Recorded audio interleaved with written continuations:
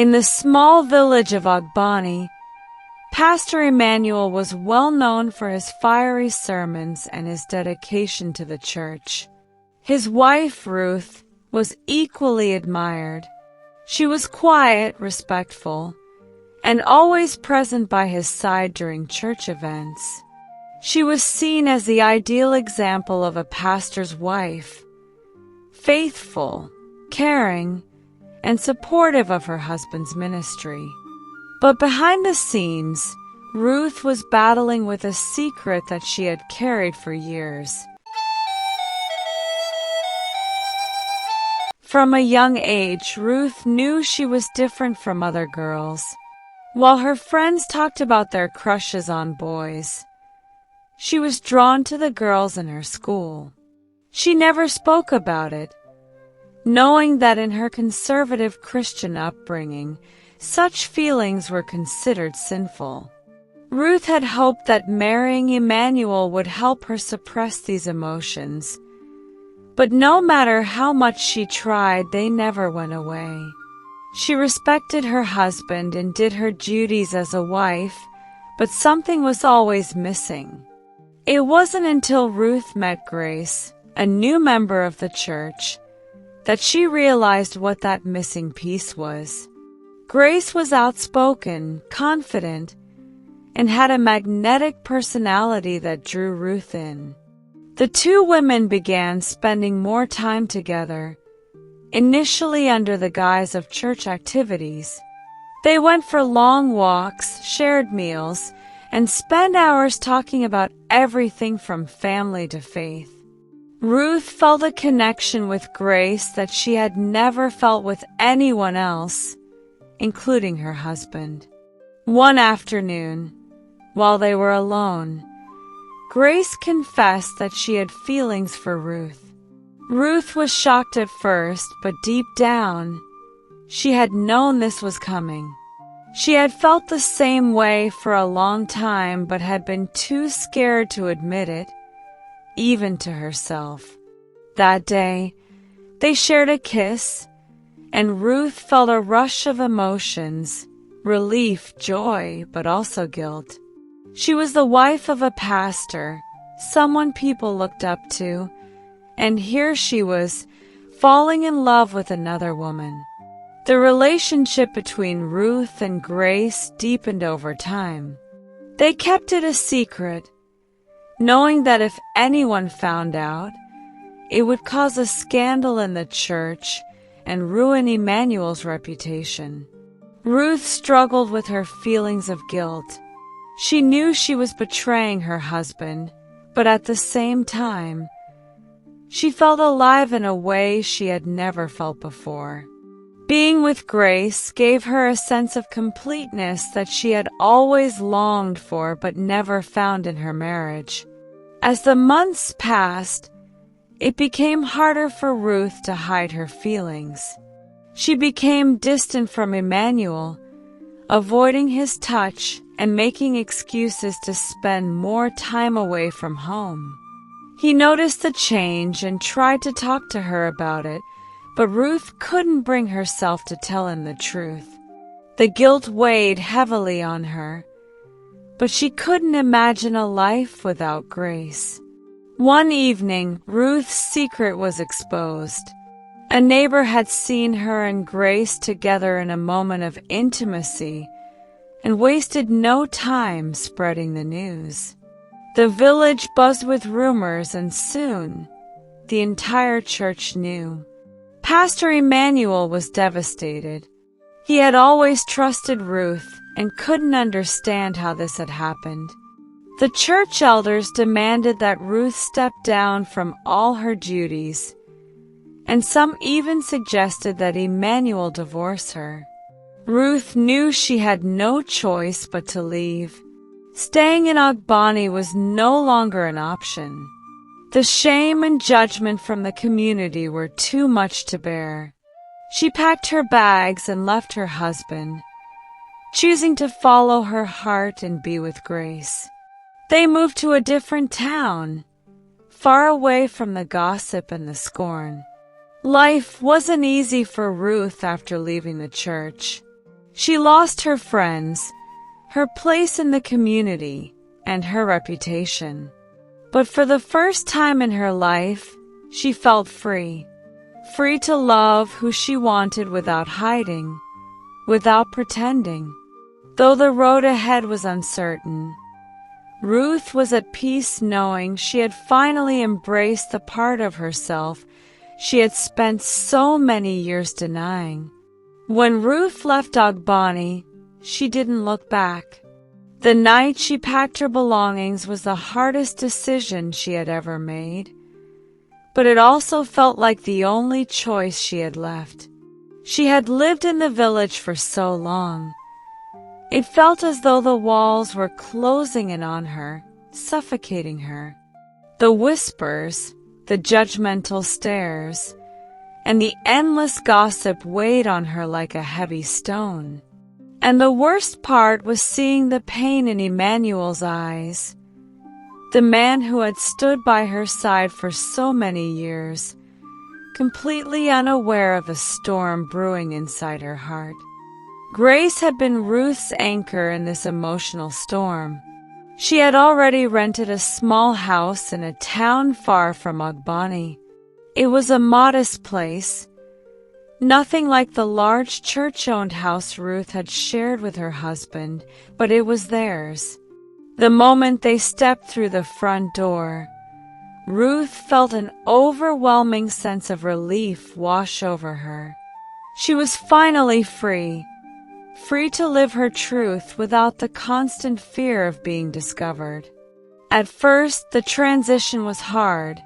Ruth had never lived without the church community before. Every day in Ogboni had been structured around the church. The morning prayers, the fellowship meetings, the charity work. Her life had revolved around being a pastor's wife, and she had shaped her identity around that role. Now she felt adrift. There were no women's groups to lead, no sermons to listen to, no expectations of how a good wife should behave. It was disorienting but also strangely liberating.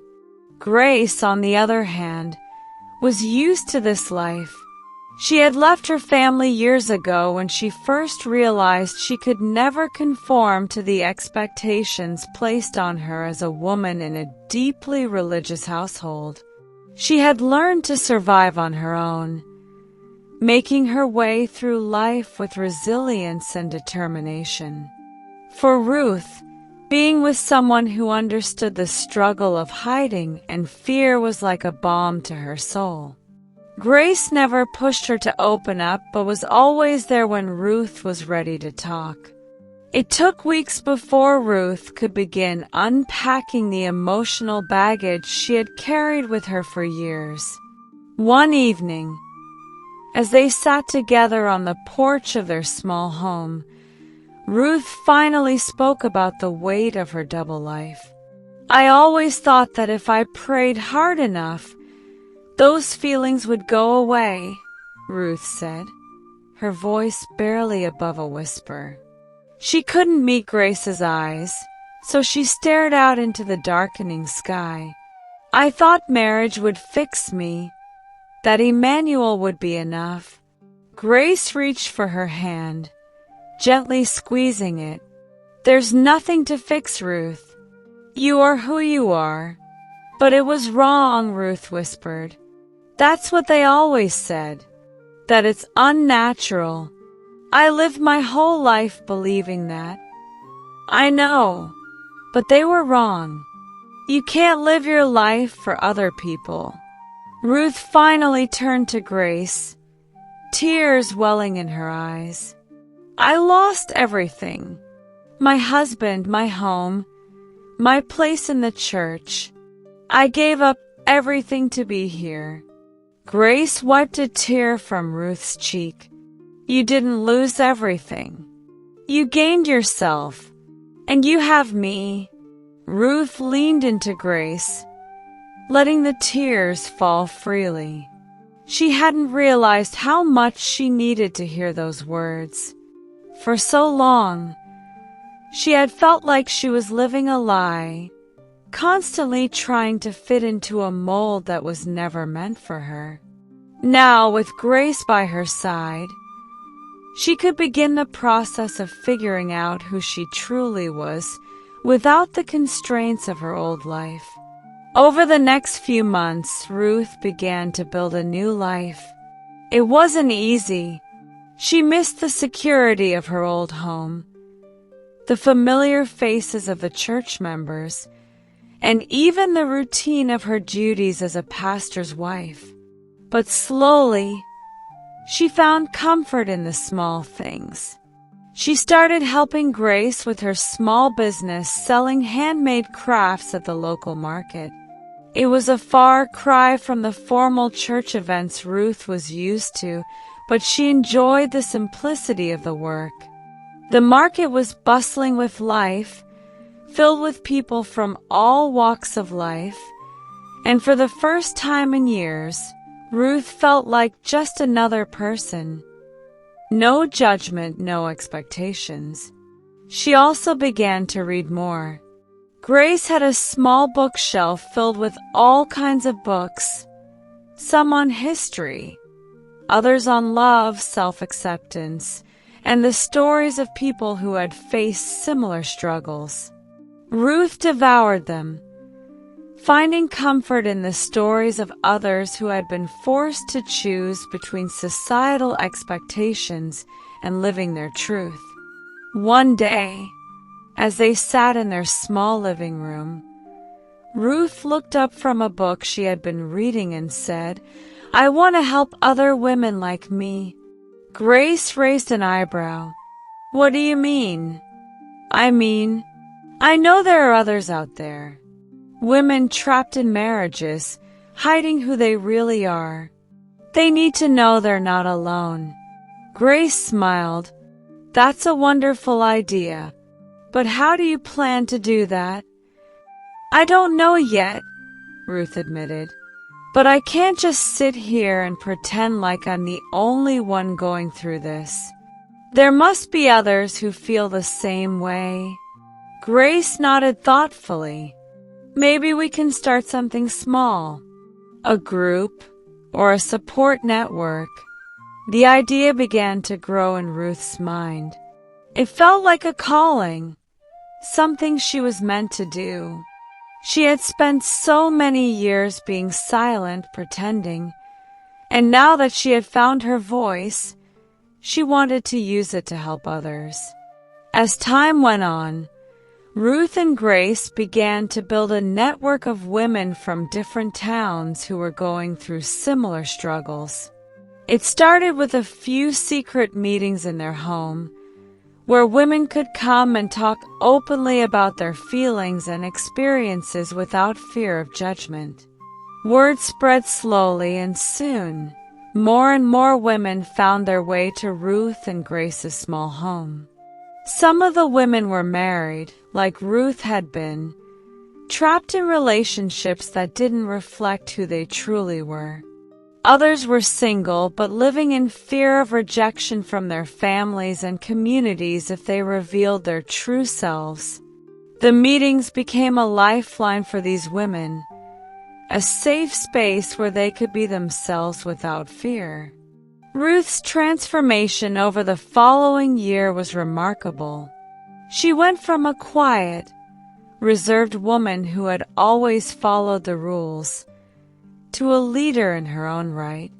She no longer felt the need to hide or apologize for who she was. Her relationship with Grace deepened as well.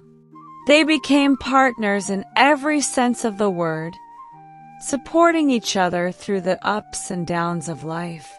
Of course, not everyone approved of their work. Some people in the new town they had moved to were suspicious of the meetings Ruth and Grace held.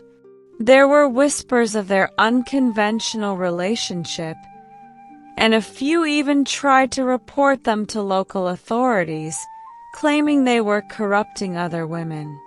But by then, Ruth had grown strong enough to face the criticism head-on. She refused to back down or be shamed for living her truth. One day, About a year after Ruth had left Ogboni, she received an unexpected letter.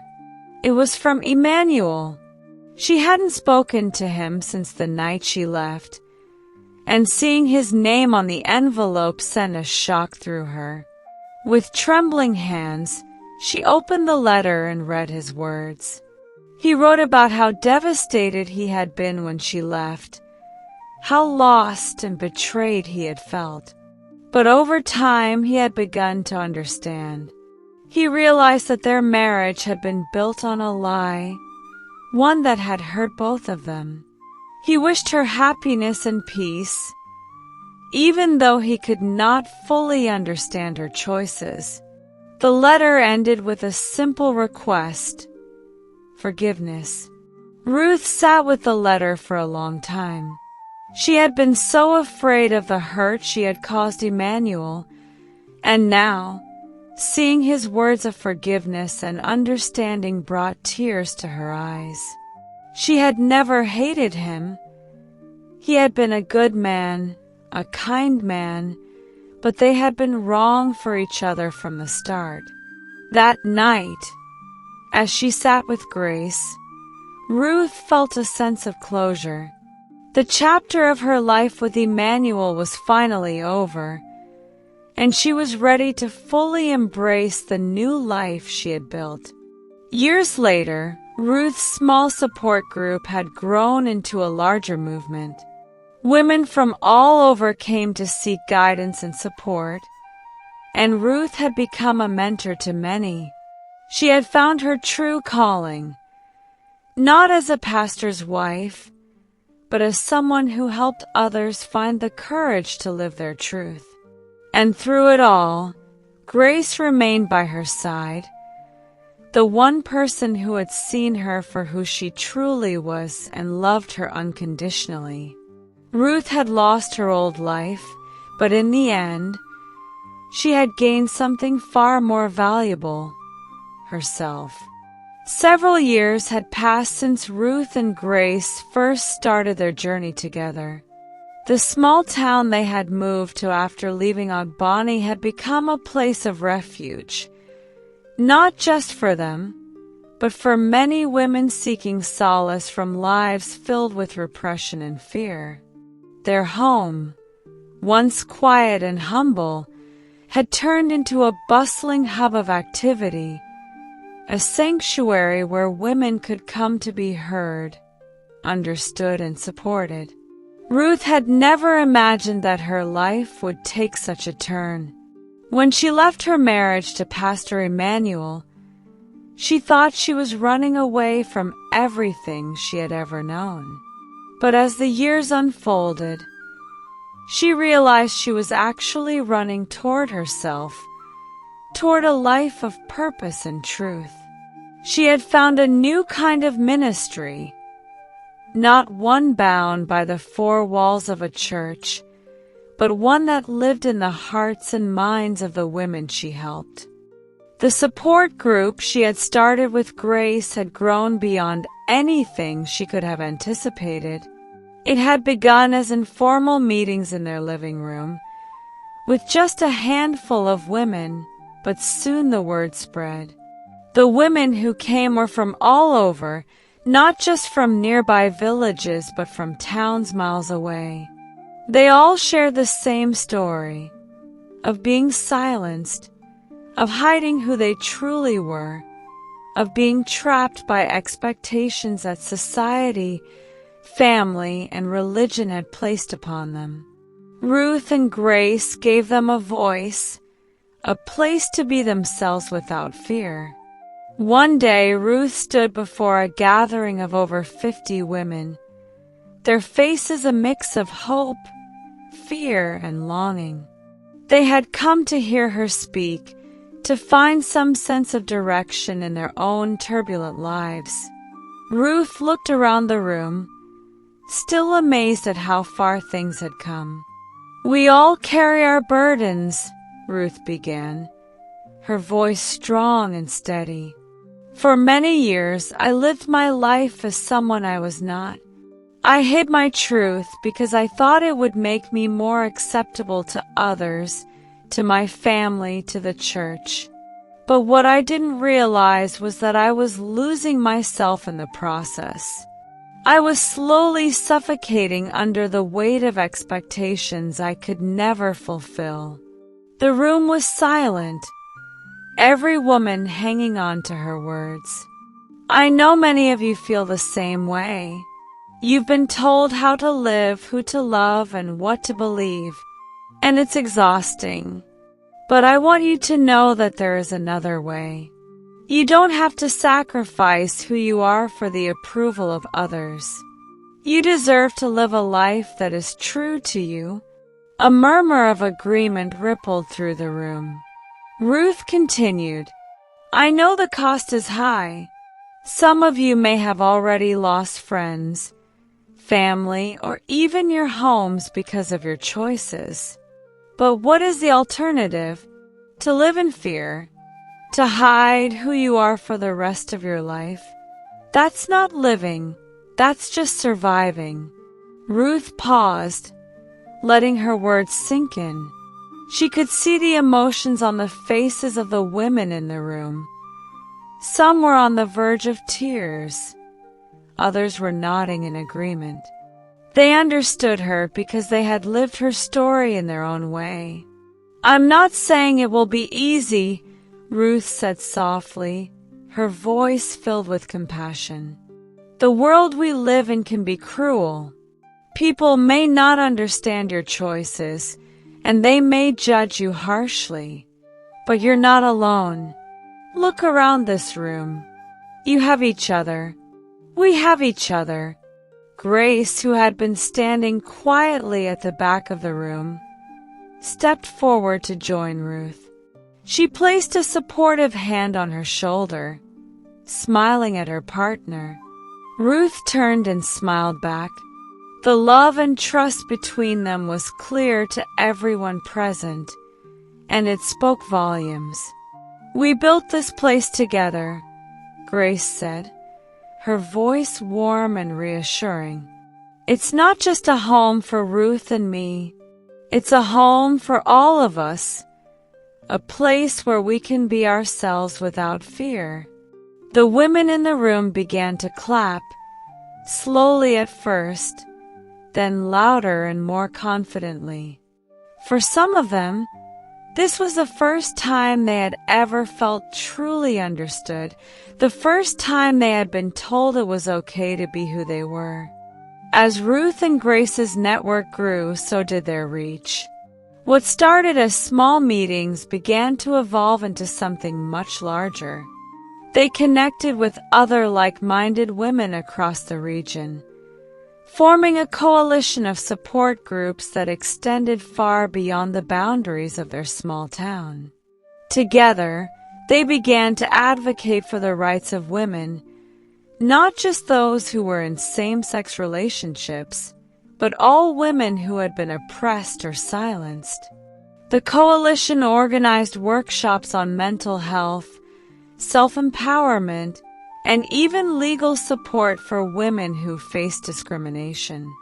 They partnered with progressive organizations in larger cities to ensure that their message of acceptance and equality reached as many people as possible.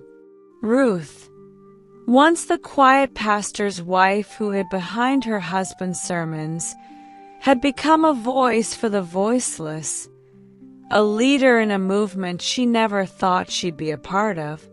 But their work didn't come without opposition. As the group's influence grew, so did the backlash. Religious leaders, especially from Ruth's former circles, condemned her publicly. There were whispers that Ruth had become a disgrace to the church and to her former life. Pastor Emmanuel's name was occasionally brought up in the criticisms, and Ruth knew that people still pitied him for being the husband of a woman who had, in their eyes, fallen from grace. One day, Ruth received a letter from the church council in Ogboni. The tone was cold and formal, and the message clear.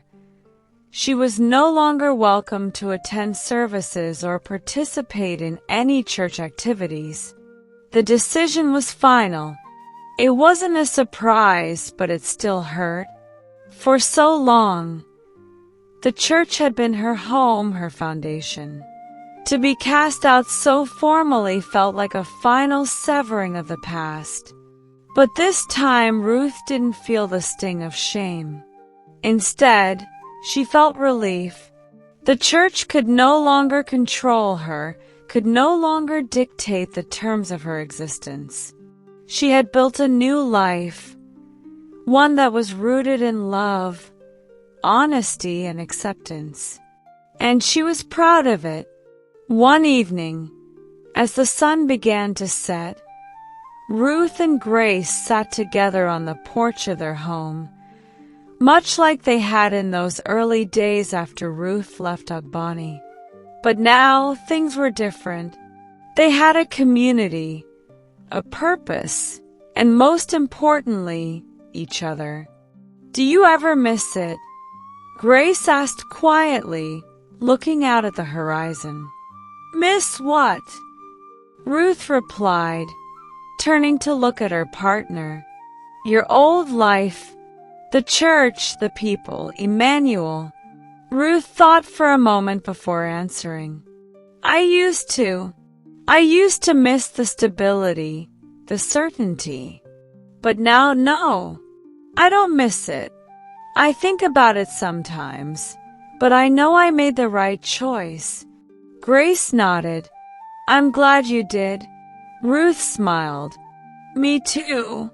They sat in comfortable silence for a while, the sound of the wind rustling through the trees filling the air. Ruth felt at peace in a way she never had before. Her past no longer felt like a burden. It was simply a part of her story, one that had led her to this moment, to this life. "I've been thinking," Ruth said after a while, breaking the silence. "Maybe we should start traveling more. Take the message beyond this town, beyond the region. There are still so many women out there who need to hear that they're not alone."